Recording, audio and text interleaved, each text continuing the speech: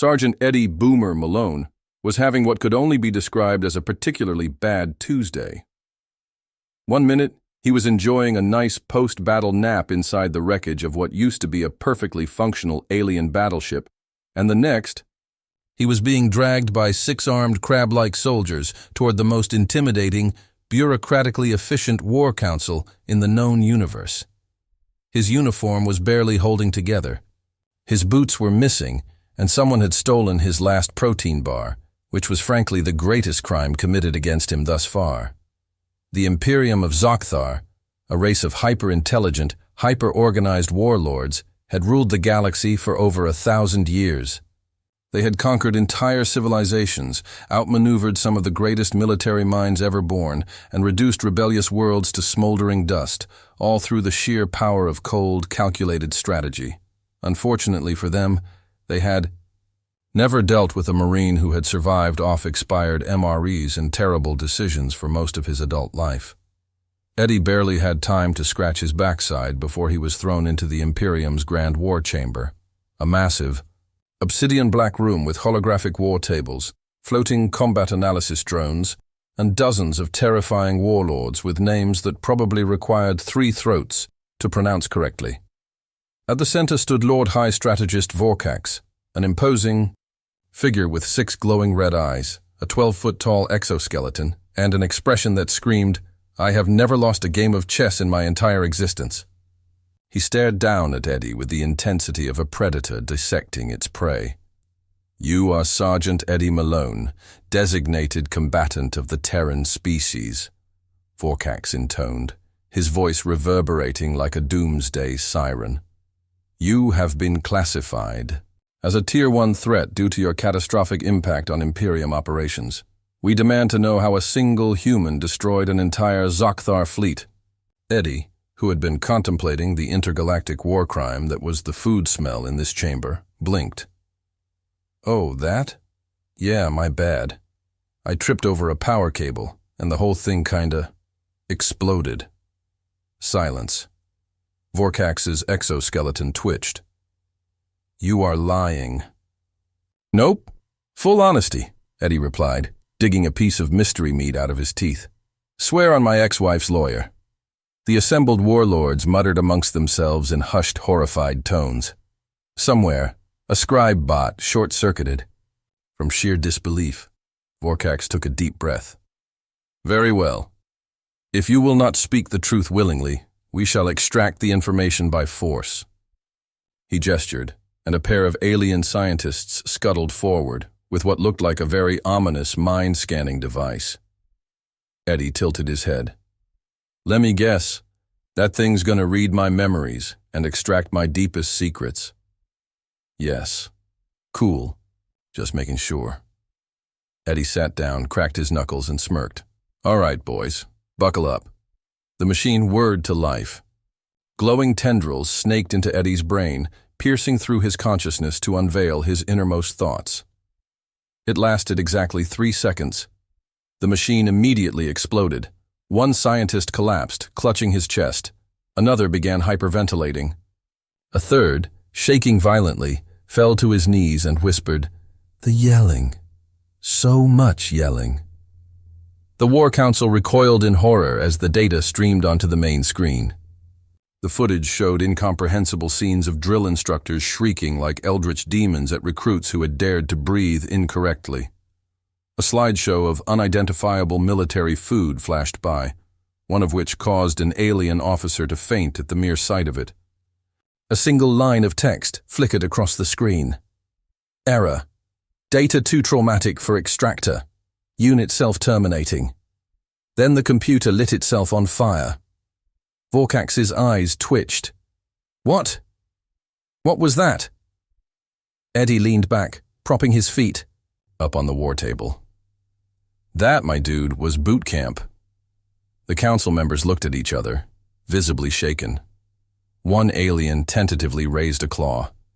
"And the food? That was just Tuesday's lunch." Eddie shuddered.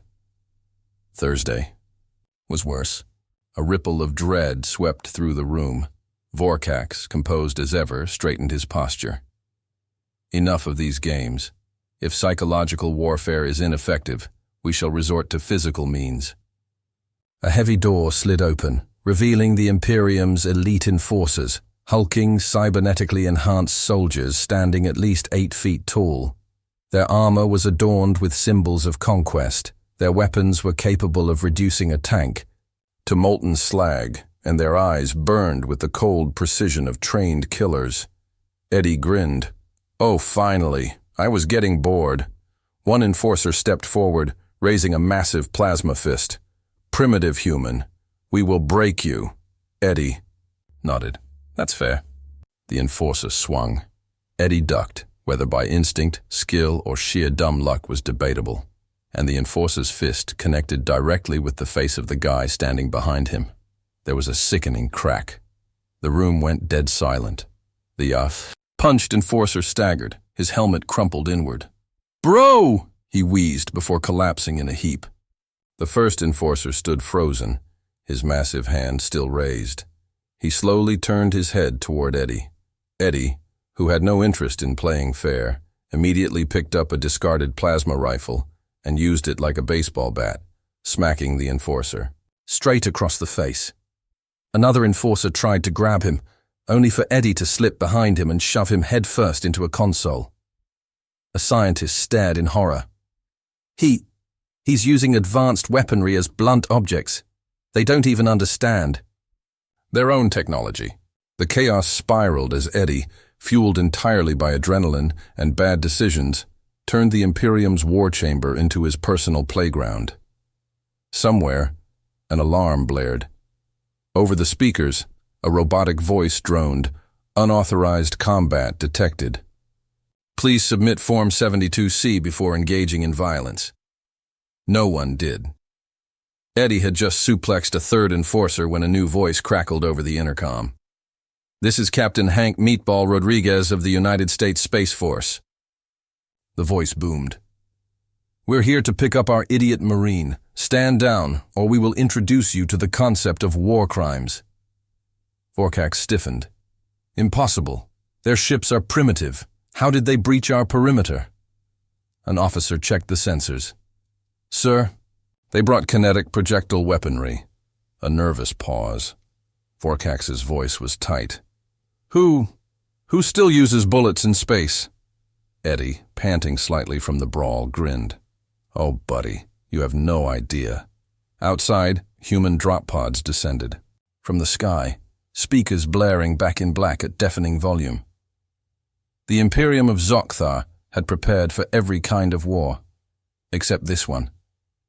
The moment the first human drop pod smashed through the pristine, polished floors of the Imperium's Grand War Chamber, the entire War Council collectively lost its composure.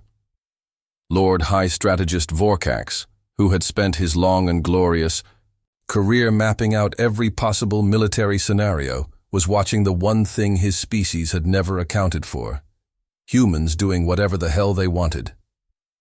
The drop pod hissed as its door hydraulics released, sending up a cloud of steam. Inside stood Captain Hank Meatball Rodriguez, the man who had somehow bluffed an AI into self-destructing and won a poker game against a sentient swarm. His helmet was slightly tilted to the side. His combat armor was covered in decals that probably violated at least 7 different military regulations, and he had a half-eaten burrito in one hand. "All right. Who's the dumbass that got captured?" Hank shouted, stepping out of the pod. Eddie, still holding a plasma rifle like a club, raised a hand. "Yo!" Hank took a massive bite of his burrito, chewed, and swallowed. "God damn it, Boomer! What did I tell you about getting taken prisoner?" Eddie shrugged. "That I should only let it happen if they feed me first." Hank nodded. "And did they?" Eddie gestured toward the flaming remains of the mind probe. "Technically." Hank let out a long sigh, wiped some burrito grease off his chin, and turned his gaze toward the assembled Imperium warlords. "All right, you alien nerds, new rule. You don't touch our boys unless you want to see what happens when an entire battalion of underpaid, over-caffeinated space marines gets dropped into your capital city." Vorkax, still struggling to process the sheer absurdity of the situation, snapped out of his daze. You dare threaten the Imperium? Do you understand the magnitude of your mistake? Hank scratched his chin. Let me think about that. He turned his head slightly. Hey, Corporal Jenkins? A second drop pod crashed through the ceiling. Out stepped a man whose entire face was obscured by mirrored aviators. He had somehow brought a tactical lawn chair and was already in the process of cracking open a cold beer. Yo, Jenkins replied. These guys think we don't know what we're doing, Hank said. Jenkins took a long, slow sip of his beer. Huh, wild. The Imperium officers, accustomed to disciplined and formal battle tactics, were beginning to experience what could only be described as existential terror. Vorkax pointed a clawed finger. You underestimate the power of the Imperium. Our forces are unrivaled. Our war strategy is flawless. A third drop pod slammed down, interrupting him mid-monologue. Hank casually gestured toward the fresh crater in the floor. Yeah, your whole unrivaled thing is looking kinda shaky, my dude. Vorkax's eye twitched. Enough of this farce. You are in our domain. We control this facility. Our forces number in the billions. You cannot possibly beep. An officer to his left stiffened and checked his holographic display. Sir? Vorkax gritted his mandibles. What now? The officer hesitated.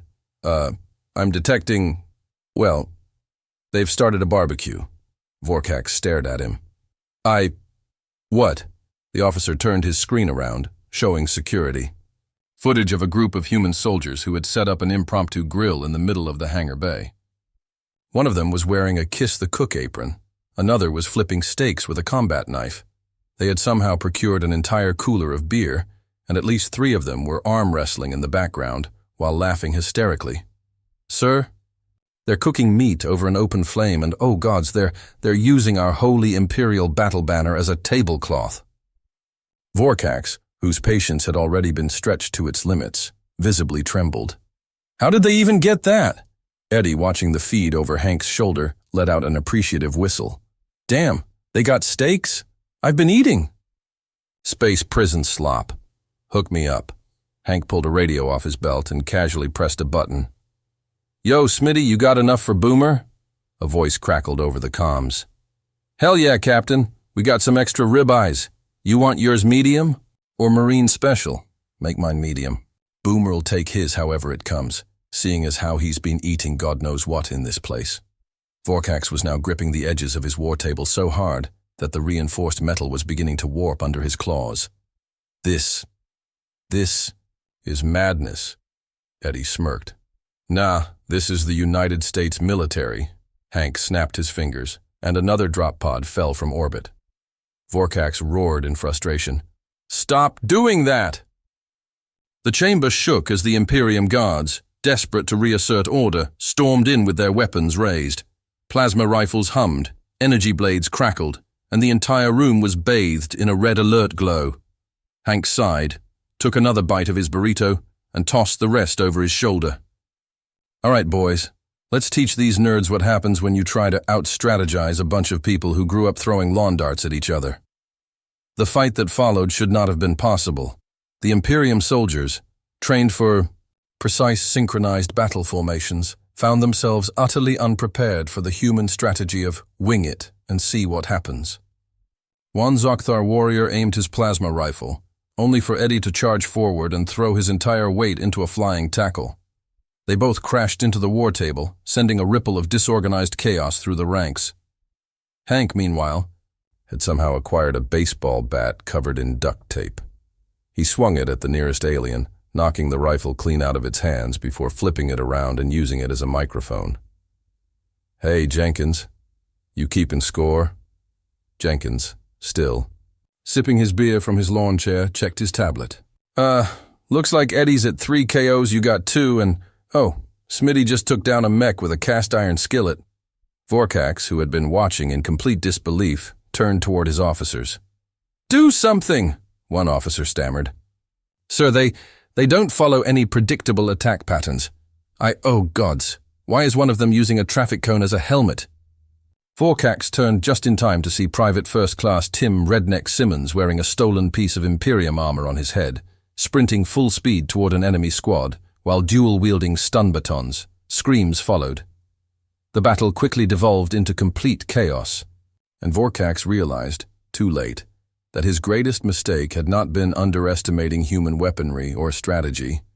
It had been underestimating their sheer, unfiltered idiocy. As more drop pods rained from orbit, and the Imperium's finest warriors were battered with fists, stolen weapons, and, at one point, a folding chair, Vorkax finally accepted a horrifying truth. The Imperium of Zokthar was not facing a military force. It was facing a natural disaster, and it was only going to get worse. The smoke of battle hung thick in the air as the Grand War Chamber, once a pristine symbol of the Imperium's supreme order, had transformed into what could only be described as a drunken bar fight that had escalated to a full-blown intergalactic catastrophe. Lord High Strategist Vorkax had spent his life calculating probabilities, predicting enemy maneuvers, and ensuring absolute victory through meticulous planning. Now, he was forced to witness something that defied all logic, a battlefield where tactics had been abandoned in favor of sheer human nonsense. Eddie Malone wiped alien blood, or maybe it was just really aggressive blue spit, from his knuckles and surveyed the wreckage.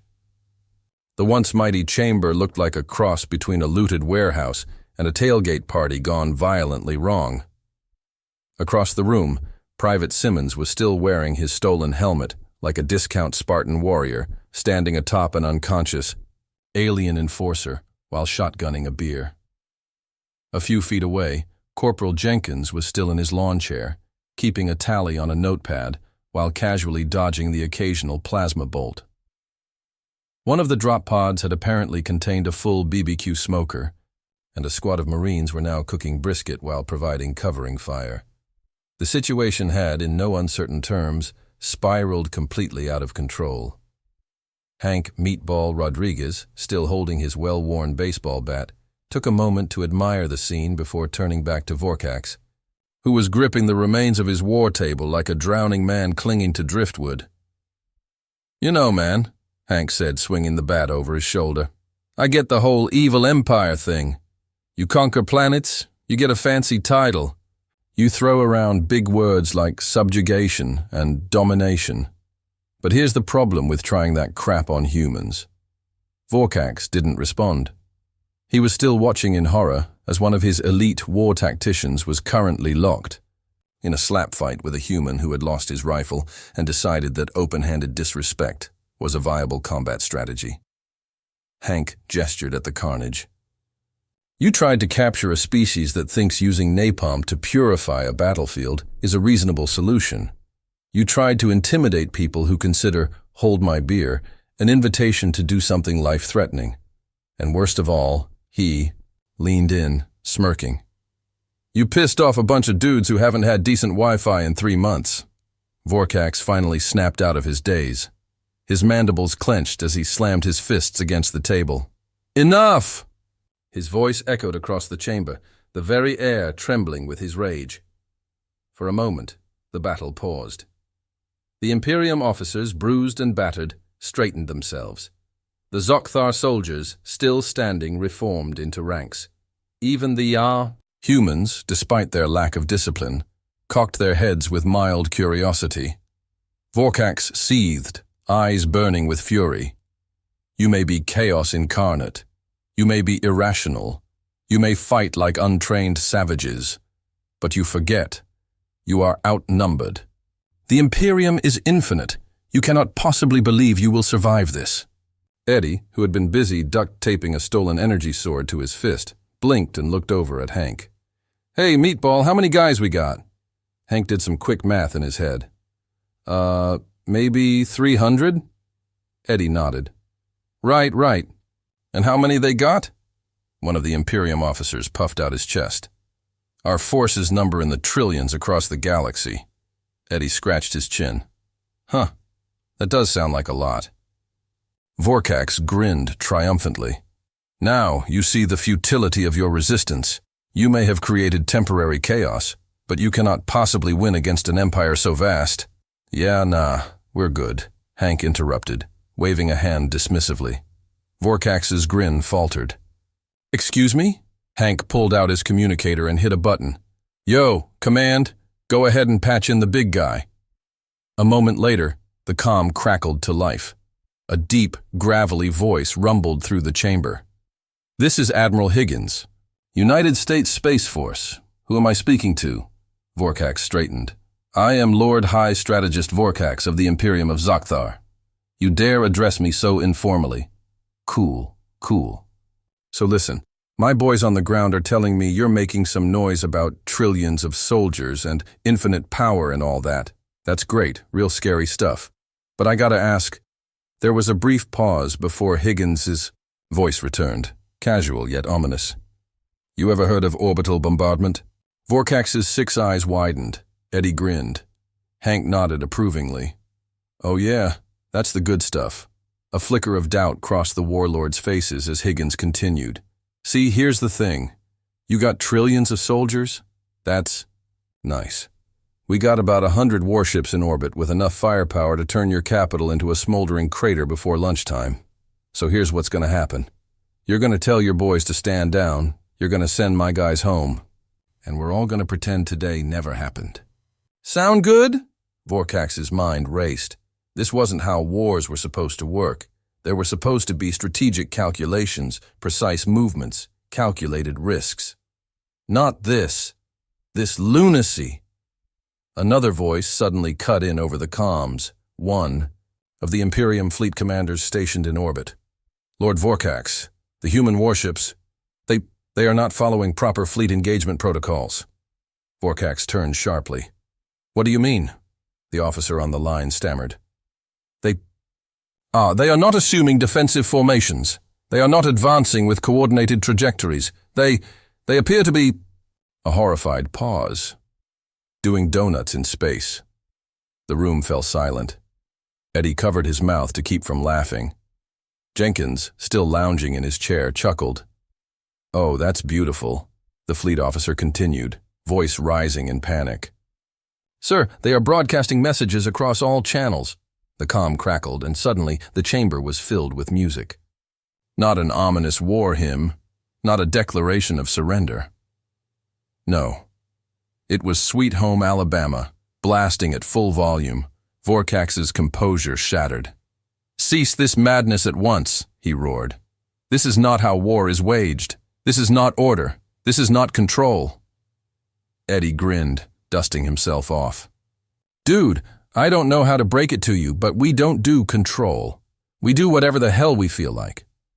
Vorkax stared at the humans, at the carnage, at the sheer absurdity of it all. His warlords looked to him for guidance, their confidence shaken, their belief in Imperium superiority crumbling. And then, with a sigh of utter defeat, Vorkax finally said the words he never thought he'd utter. Stand down. The room exhaled. The Imperium soldiers lowered their weapons. Hank clapped Eddie on the back. Boomer, buddy. I think we just won. Eddie stretched, cracking his neck. Yep. Time for that steak. As the human soldiers celebrated, the Imperium, officers watched in silent horror. Because they knew. They knew. The galaxy would never recover from this. The silence in the grand war chamber stretched as the words, "Stand down," echoed through the hall, bouncing off the cracked walls, the shattered consoles, and the barely conscious enforcers groaning in the wreckage of what used to be an intimidating military force. Lord High Strategist Vorkax, once the most feared war tactician in the galaxy, slumped forward against the ruined war table, his mandibles clicking together in pure exhaustion. He had spent his life constructing flawless battle plans, predicting enemy movements down to the millisecond, and ensuring every confrontation ended in an Imperium victory. And now, here he was, surrendering to a bunch of chaotic primates who had turned his empire's most fortified command center into a damn frat party. Across the room, Hank Rodriguez shoved the remains of his baseball bat into a holster that wasn't even designed for it and leaned against the nearest console. All right, boys, he called out. Pack it up. Mission accomplished. The Imperium is officially out of the business of kidnapping Marines. A loud cheer erupted from the human troops. Someone popped a beer. Private Simmons started an impromptu chant of USA, USA that rapidly spread through the room. The Imperium officers watched the celebration in mute horror, as if witnessing an extinction-level event unfold before their very eyes. Eddie Malone, bruised, battered, and still running mostly on adrenaline and bad decisions, groaned as he collapsed into a chair. Well, that was a thing, Hank smirked. Yeah, you doing all right, Boomer? Eddie winced as he stretched. Define all right. You still breathing? Technically. Then you're good. Hank tossed him a beer. Here, drink up. Eddie cracked open the can, took a long, deep swig, and sighed in satisfaction. Man, nothing tastes better than victory. At that moment, the war room doors burst open, and a frantic Zokthar officer stumbled in, clutching a datapad. Lord Vorkax, emergency transmission from the Imperium High Command. They demand an immediate status report. Vorkax groaned and rubbed his temples. What am I supposed to tell them? That a fleet of primitive, psychotic barbarians just dismantled our entire war strategy using... What was it again? He gestured vaguely at Eddie. Eddie wiped beer from his mouth. Mostly a combination of poor life choices and dumb luck. Vorkax's eye twitched. Yes, that. The officer gulped and stepped forward, glancing warily at the celebrating humans. Sir, they're demanding an explanation for why our forces in orbit have not engaged. They want to know why our planetary defenses have been deactivated and... His voice wavered. And why our capital city's airwaves are currently broadcasting Sweet Home Alabama on loop. Jenkins, still lounging in his tactical lawn chair, raised a beer. Because it's a banger, that's why. Vorkax exhaled through gritted mandibles and turned back toward Eddie. You will explain this to them. Eddie blinked. Huh? Vorkax grabbed the datapad and shoved it into Eddie's hands.